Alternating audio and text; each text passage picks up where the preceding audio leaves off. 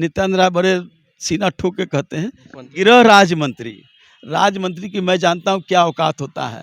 राज्य मंत्री सिर्फ दस्तखत करता है और दस्तखत करने के बाद कोई निर्णय लेने का अधिकार नहीं होता है। नवल किशोर यादव इशारों इशारों में लालू यादव पे तंज कसते हुए कंस बता दिए हैं सर। भैया वो जनरेशन कहाँ से उनका है, वो अपना जनरेशन बतावे ना।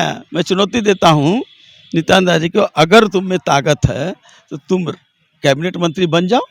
क्यों नहीं नरेंद्र मोदी जी कैबिनेट मंत्री बना रहे? कैबिनेट मंत्री बनेगा गुजरात का लोग। नित्यानंद राय और रामकृपाल यादव ने लगभग पटना में यादव सम्मेलन करवाया, लाखों की संख्या में यादव जुटी वहां और 21,000 यादव शामिल हुए सर। अब बापू सभागार की कैपेसिटी है 4 से 5,000, 21,000 कैसे वो संभालिए कि जुमलाबाज पार्टी है।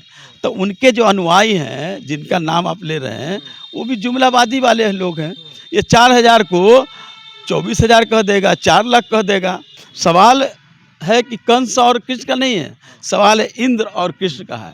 इंद्र ने जब कहा कि हम ही को पूजा करो, जिस तरह आज प्रधानमंत्री मोदी कर रहे हैं कि मैं ही सब कुछ, मैं ही हूँ, उसी तरह इंद्र को भी ये घमंड था कि मैं ही सब कुछ हूँ। इनके नेता कौन रहे यहाँ और कौन चला रहा है? आरएसएस का प्रमुख कौन है जिनके वो सिरोधार करते हैं? वो कौन है, किस वर्ग से आता है? कैबिनेट मंत्री बनेगा उनके व्यापारी के लोग, जो संपर्क के लोग होंगे वो बनेगा, और जो गरीब पिछड़ा है वो राज्य मंत्री के कोटा में जाएगा। जब से भाजपा यादव सम्मेलन कराई है तब से राजनीतिक माहौल काफ़ी गर्म है।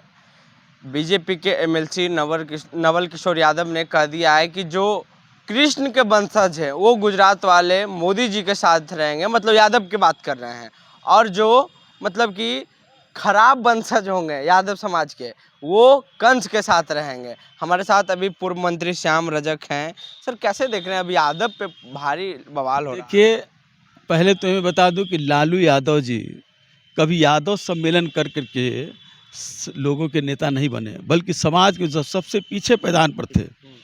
जिस पैदान पर कृष्ण ने इंद्र के खिलाफ संघर्ष किया था, उसी तरह लालू यादव जी ने उस इंद्र रूपी जो लोग सामंती वर्ग के लोग थे उसके खिलाफ संघर्ष करने का काम किया। सवाल है कि कंस और कृष्ण का नहीं है, सवाल है इंद्र और कृष्ण का है। इंद्र ने जब कहा कि हम ही को पूजा करो, जिस तरह आज प्रधानमंत्री मोदी कर रहे हैं कि मैं ही सब कुछ, मैं ही हूँ, उसी तरह इंद्र को भी ये घमंड था कि मैं ही सब कुछ हूँ। तो उस घमंड को तोड़ने का काम कृष्ण ने किया था, उस गोवर्धन पर्वत को उठा करके।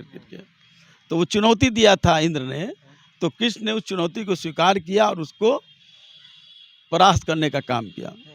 जब लालू यादव जी का शासन आया या लालू यादव जी जब राजनीति में आए, तो उन जो बड़े लोग, जो सामंती लोग, जो मनुवादी लोग थे, जो गरीबों को, पिछड़ों को, दलितों को जो शोषण करने का काम करते थे, उस शोषण के खिलाफ लालू यादव ने नेतृत्व करने का काम किया और नेतृत्व कर करके उस सामंती और मनुवादियों को परास्त करने का काम किया।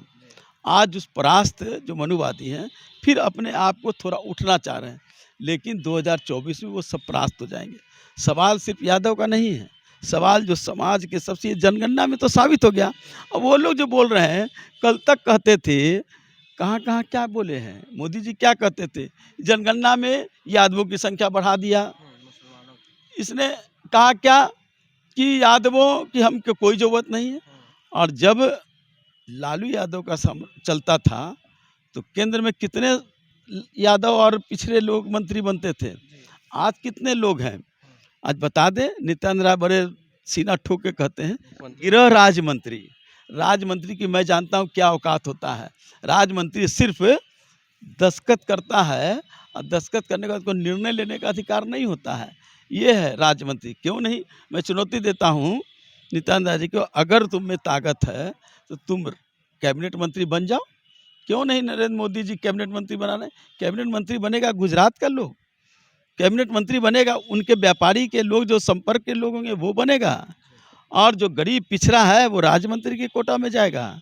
सिर्फ पुराने के लिए कि ये संख्या हमने दे दिया। इनके नेता कौन रहे यहाँ और कौन चला रहा है? आरएसएस का प्रमुख कौन है जिनके वो सिरोधार करते हैं? वो कौन है, किस वर्ग से आता है? मैं सवाल उठा रहा हूँ। इसलिए इंद्र के खिलाफ जो जंग कृष्ण ने जीता था, आज जो मनुवादियों आर्यवादियों के खिलाफ लालू यादव के द्वारा नेतृत्व में, नीतीश कुमार के नेतृत्व में, तेजस्वी यादव के नेतृत्व में हम जीतेंगे और 2024 में उस सारे लोग को परास्त करेंगे। सर कह रहे हैं कि लालू यादव एक बार बोले थे कि यादव टूटे वाला है, लेकिन नित्यानंद राय और रामकृपाल यादव ने लगभग पटना में यादव सम्मेलन करवाया, लाखों की संख्या में यादव जुटी वहां और 21,000 यादव शामिल हुए। अब बापू सभागार की कैपेसिटी है 4 से 5,000, 21,000 कैसे वो संभालिए, ये तो उन्हीं की बात हो, क्योंकि जुमलाबाज पार्टी है। तो उनके जो अनुयायी हैं जिनका नाम आप ले रहे हैं वो भी जुमलाबादी वाले लोग हैं। ये 4,000 को 24,000 कह देगा, 4 लाख कह देगा।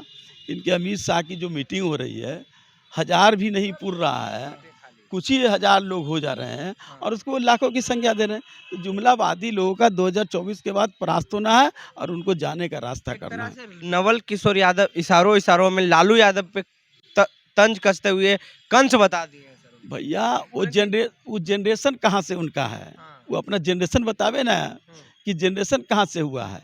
आज वो डिस्ट्रीब्यूशन में है तो जनरेशन कहाँ से हुआ है ये भी तो बता दें, उनका जनरेशन कहाँ से हुआ है।